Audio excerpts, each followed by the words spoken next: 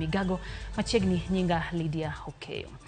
Jatend piny Kenya William Ruto golo siem ne jotelo matiyo marach gi apisi mag piny owacho ahinya to yor mibadhi kowacho ni ponono ne tim makamano dhi mbele pacho ka to biro chuno mondo mi kawnegi ondamo mar chik kendo twegi.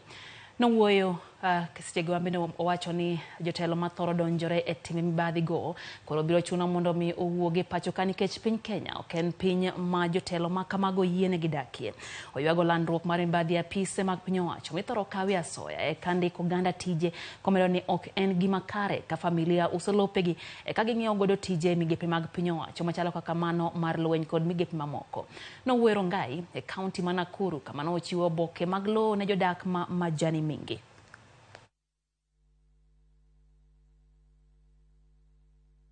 Walimu saa zingine kuna maneno, kule polisi kuna maneno, kule jeshi kuna maneno. Mimi nataka niwahakikishie hivi, mambo ya ufisadi lazima tumalize katika taifa letu la Kenya.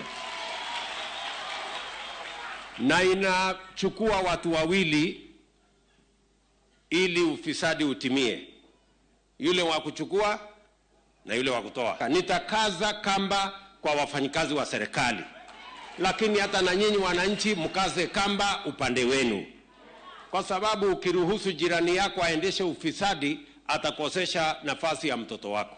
Wacha watoto wote waende katika interview, yule mwenye bora kuliko mwenzake apite, wale wengine tuko na mpango ya mbadala. Nyinyi msikuwe na wasiwasi, rais sasa ameshika steering ya Kenya. Tairi yote ni mpya. Petrol tank tumejaza full tank. Makanga ni mimi niko hapo. Abiria wako pale, gari nasonga. Kwa dhimbele nyakura Mgajwang jatend